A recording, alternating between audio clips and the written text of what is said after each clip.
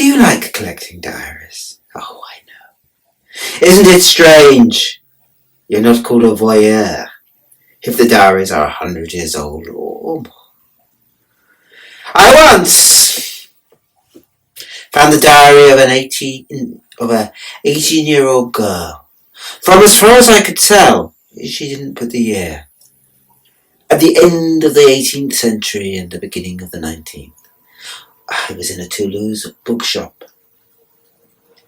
I bought it for a few old francs. They didn't value it. I don't think they could have read it. It was written in English. If old, I'll translate it a bit to you. And it told a strange story. Unsettling, but perhaps hopeful in the end.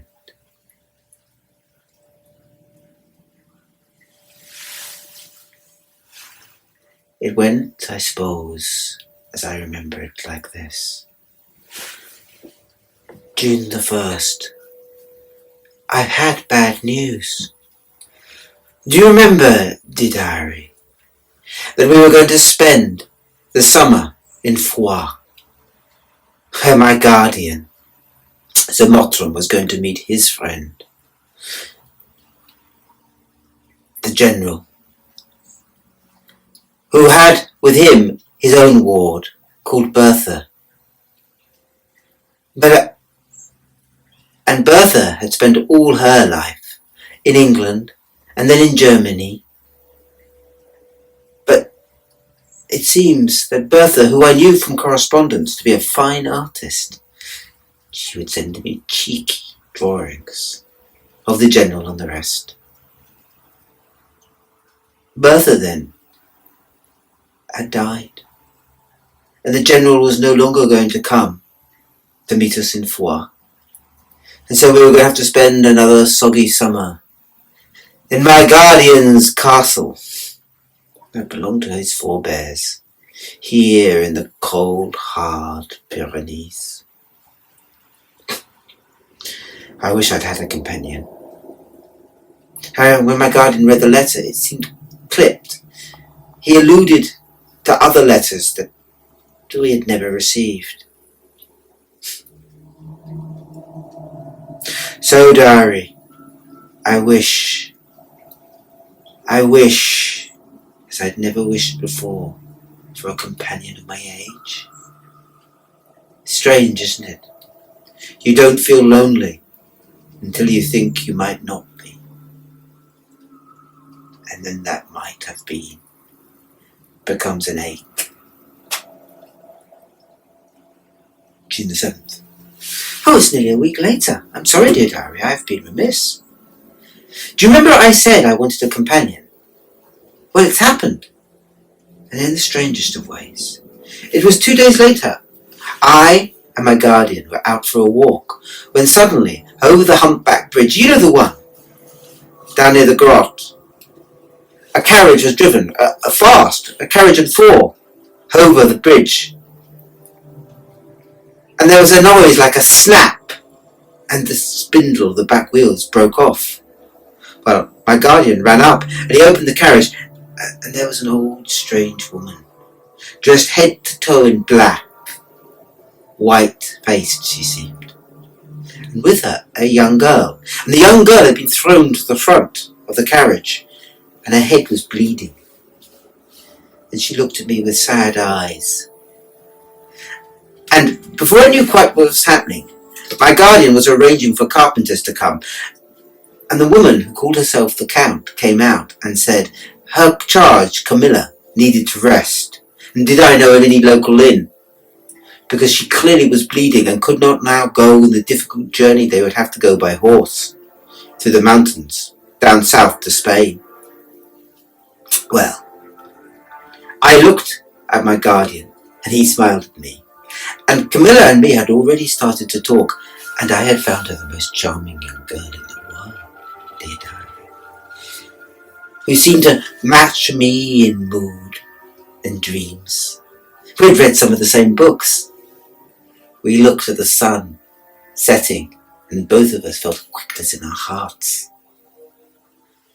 She was a girl, a companion after my heart. And so I asked my father, my guardian, whether she could stay straight away. And the Countess said, "Oh, please." And so my guardian's heart was melted. And so Carmilla has stayed with us, dear diary. And she gets up late, almost getting up in late afternoon, and always afternoon. And she stays awake late and keeps me awake. She's taught me the joy of moonlight. And we go swimming together when all the men are asleep and we need not wear clothes. In the moonlit pools. She's about my age and lovely. And we run together under moonlight. I don't know that her hours agree with me though, because I am always tired. I get up later, but not as late as she does. It's strange. When she's asleep, it's said you can't wake her. The maid tried the first day and she said she was cold, as if she was dead, only breathing slow. But then that gives me time to write my diary in the morning, doesn't it, dear diary? June the 9th. These days with Carmilla, days, I should say nights, are some of the best I've ever spent. She's so knowledgeable of the land. She tells me as if she had been there. Of the battles between the Basques, who she seems to side with, and the French, and the Spanish from Navarre. She talks of the old wars, as if in her mind they were only yesterday. She is bewitching. But there are strange things about her. Today is Sunday, and she refused categorically to go to evensong, although my guardian implored her. She never goes to church. I remember once I was singing a hymn. It was when I came back, actually. It was today. She put her fingers in her ears and asked me to stop. And of course I did. Of course I did. But it seems strange that such a spiritual girl likes religion so very little.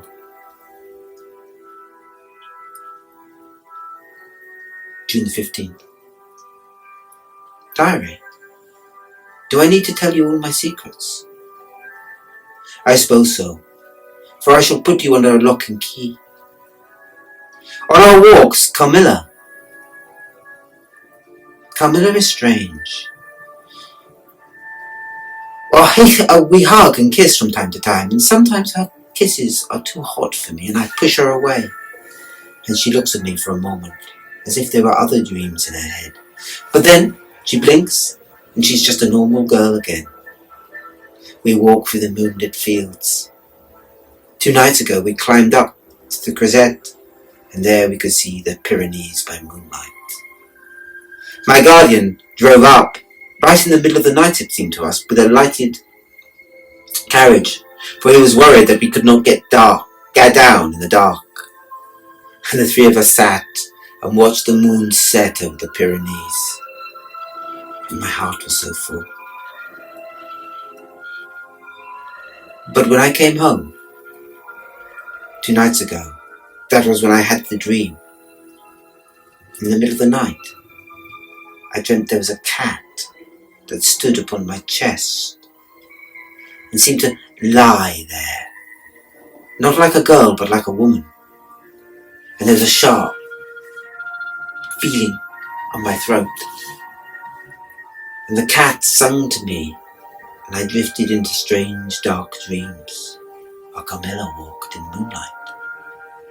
And I seem to remember also the face of her mother looking at me with fury, and in her eyes, red eyes again.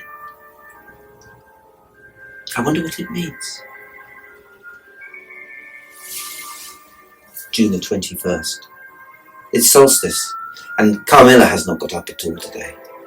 She said she wouldn't, but the solstice reminds her, she said, of the noon light, and that she would sleep it through. It's strange. It gave me a chance to do what I hadn't done, what I'd meant to do. I went down into the villages. I speak a little Occitan. And there's a strange rumour in the village. There's a strange disease. It's killing some of the young girls. So I gave them money. I paid for them to go to the doctor. I got the money. partly from my trust fund and partly from my guardian, and always on his permission.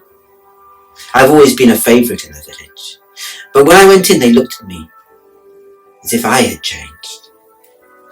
Perhaps that was because Carmilla had insisted that I wore ribbons in my hair. When I went out, that I dressed the part of the lady, she said I was sure that I was. And it took me a while to work with the people in the village, and they told a strange story.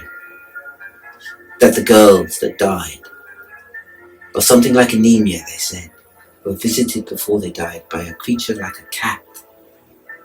My guardian says it must be a puma. But why it is selecting those that die, I don't know. It reminds me of my dream now. June the 30th. Well, Carmilla is up and about, and the moon is bright. She is dancing by moonlight. She is so beautiful, and so alive. As the nights shorten, she says, although I have not noticed it. And it is full moon tonight. Strange, I shiver. This last week, every night I've had that dream. Of the cat, on my chest, lying close, and sometimes I think it might be a girl Carmilla's size, and sometimes it feels like a full-grown woman, but when I look down it's always a cat. But the cat has human eyes, even if they glow red. Not the eyes of a cat. It's a strange dream, and when I wake up I feel pale and tired. It's odd though, there were mosquitoes around. I can hear them sometimes, like a hive whining, and often my chest, where they bite me on the neck, which is the only part of me that is exposed, I suppose. Strange.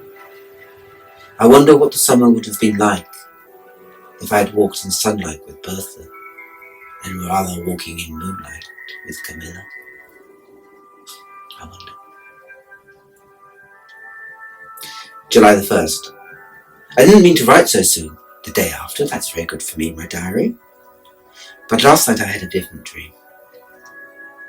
Last night, at first I thought it was the cat come in. Oh, I hadn't told you this, diary. I start to see it come in now in the dream.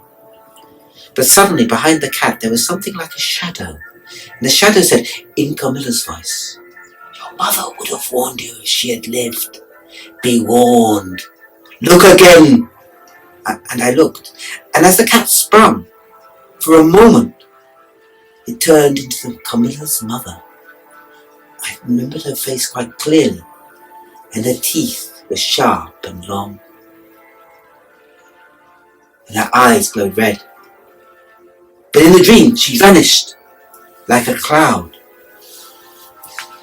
and there was just Carmilla, I suppose in my dream, standing at the edge of my bed, looking sad and sorrowful. And in my dream I invited her in, and she stayed and hugged me all night. But in the morning she was gone, and she's there in her bed now, sleeping. I don't know what to make of the dream. June 7th. These hours do not agree with me. Getting up this late. Not going to church in the morning, for Carmilla does not like it. It weighs upon me in the end. I feel tired. I almost tell my guardian about my dream, but I haven't yet, for fear he would think that Carmilla was some sort of bad influence on me, and demand that she go away. And in truth, she's the delight of my life.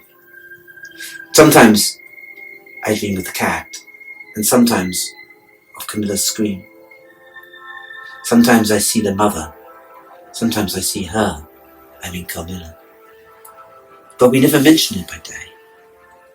It's strange. But that's not why I'm writing. Something very queer happened this day. We were reviewing pictures. My Guardian's castle, you see, is very large, and it has rooms that have not been used for 100 years or more. Ruins they are. Well, he was looking over the old West Wing, which had been used widely in the 15th, 16th and 17th centuries, when the lords of this estate had been quite wealthy. And he took me to a gallery. I guess it was an old gallery. Carmela was asleep. It was during the morning. And we reviewed the paintings, trying to find out whether there was anything valuable. But one caught my eye. Not for the foreground, for the foreground told of war. The wars of religion, my guardian told me. It was in the background. There were two figures, a young girl and a woman. And if I didn't know better, the young girl looked like Carmilla. And the woman looked like the woman in my dreams. I don't think my guardian noticed them. I know he wouldn't have been happy that I noticed them. So I did not feel able to tell him. July the 15th. It was strange. It was evening. The sun was setting. And we had travelled off to the Gross again. And I was reminding Carmilla how her mother had driven over the humpback bridge, and she was laughing and said her mother was a bad driver, but no doubt would collect her in the end, if the roads hadn't killed her first. Just then, a funeral cortege came with an impossibly small coffin, and I remembered to my sudden shame the young girls in the village were still dying, or something like anemia. It seemed to be endemic, as if there was some sort of curse upon the land.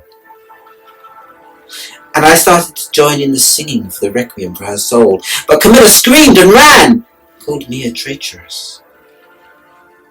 And that night the cat dream was worse than ever. I do not know how long I can go on with this. July the 22nd. My guardian has noticed that I am unwell. He blames himself. He says that we must go to Foix, that the castle is no place for a young woman. Not in this kind of weather. For the weather has been bad. Only Carmilla has liked it, for it's rained at day, but it's cleared at night. I have agreed with my guardian that we will go to Foix tomorrow. Carmilla will join us if her mother doesn't turn up. But there is a rumour through the land that her mother has been seen in the mountains. One of the peasants said that they had seen a woman just like her. The peasants don't like her. They call her the Countess, as if she was something to be fearful of. So the rumour of her travels always spreads. Carmilla smiles and said it's always like that. Her mother is like that, never popular. Everyone knows when she's coming back though. So Carmilla has said she wants to stay in the castle, but if her mother doesn't come, she'll come along with us to Foix. We travel tomorrow. I think I am happy. August the 2nd, Foix. No word from Carmilla. Perhaps her mother did collect her in the end. I feel so alive here. The red wine warms my soul. My blood seems thicker and richer, my heart happier, although I do miss Carmilla. It was strange though. When we arrived here, nearly a week ago, after a difficult journey, for Foix is through the mountains from where we live, and takes a few days to get to, and the roads were treacherous. And we were travelling by cart and carriage, for my health could not cope with horse riding in the rain. And so the journey took us longer than it should have done. Perhaps a 2-night journey took us closer to a week and a bit. But anyway, now we are here. There was letters awaiting for us. Letters from the general. Apparently he had written thinking that we were already in Foix, and had only warned us, written one last note in case we hadn't word there to our castle. My guardian, when he read whatever the general had written, looked long and sober, and said that when my health had recovered, we were going to go down to Axe. And I, heartbreakingly, I had a letter from Bertha, telling me of a girl who had come to visit her. Tina, she called her, a strange Gothic creature who danced in the moonlight. She also told me of dreams that she had had, of pine martens that came to her in the night and sucked her blood, she seemed to think. It was close enough to my dream that I shivered. At least I only saw a cat, I thought. But amongst the letters, she had done a picture of her beloved Tina, as she called her. It was Carmilla's face.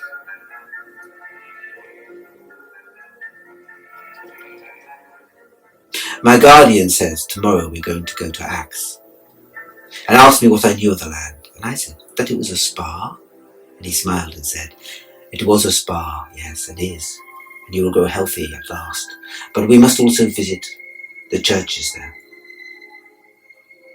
For there was rumour that there was buried in ancient times a family who could not die as others did." It took us 2 days to get to Schwab, through the great valley, and I admired all the castles of the Cathars on the way. And all the way my uncle read to me a story.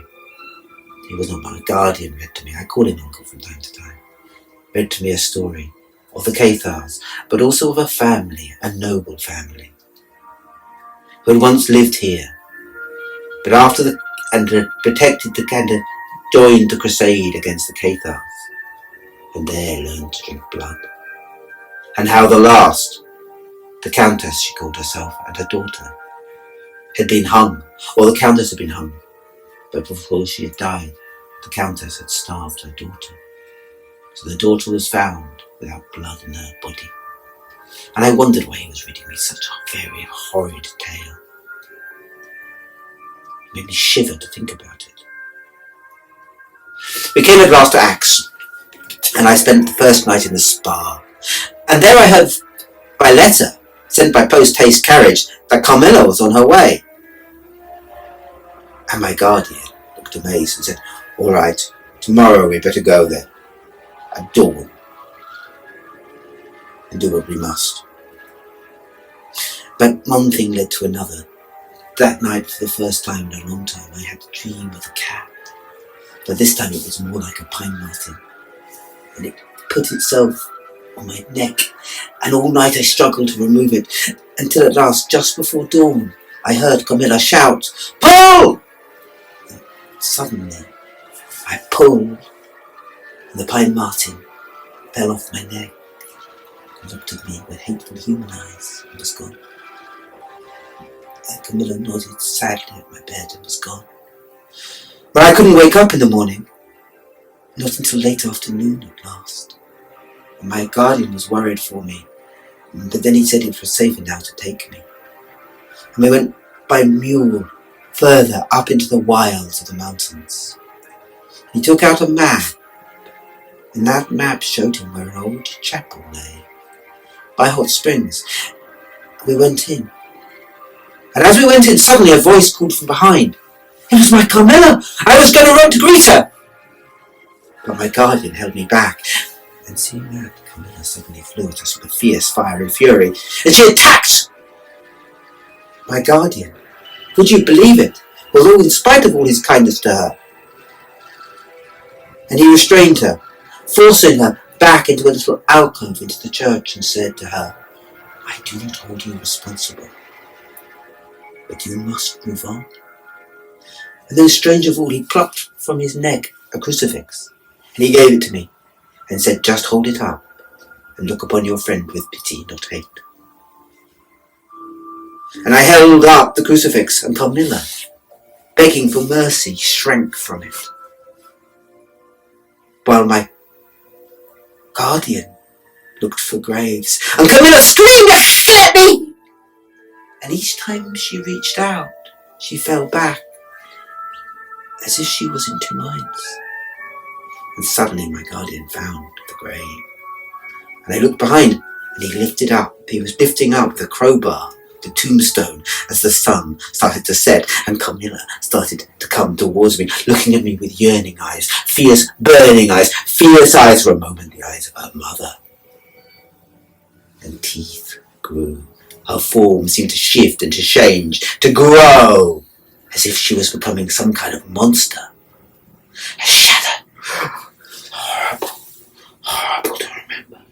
Oh, Diary. Horrible. But just then I heard a sound behind me. My guardian had the coffin open, and in his hand he had a stake. And I looked behind me as Carmela moved towards me. And I saw there, in the coffin, lay the mother's form, in truth. Although the eyes were missing, the eyes were in Carmela's soul. And my guardian took out a great sword, a silver sword, and struck off the head that turned to look at us with eyes of flame, now burning bright in the body, as the body started to move as the sun set. Down went my guardian's blade and struck it off in a single blow. And then the mother shrank into the grave. And behind me, where I had been holding up the crucifix, Carmela had shrunk. Her eyes were now her own. She looked at me with the sad eyes of a ghost of a little girl. My guardian came up and said, "Go, child. Go your own way, not hers now." And my Carmela smiled at me, came and kissed me on the lips one last time, and was gone. And my guardian went back to the grave and took it out from it a set of bones that he said didn't belong there. And he took them then to Foire Cathedral, and we laid them. And above it he wrote, "Rest in peace, Carmela." And diary, there she lies. And we're back in Foire. My guardian says that we won't stay here, that we will travel back in easy stages to England,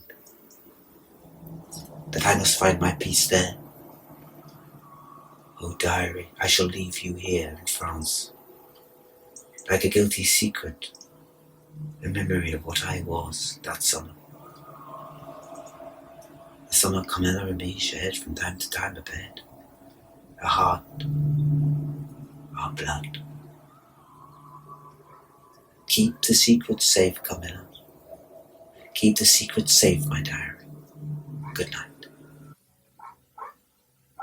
And so it ends. A peculiar epistle, I think. One that feels more than just dreaming. One that tells us more than we want to know, one way or t'other. Of love and its freedom, and a mother and a daughter. You might know no more of it than that.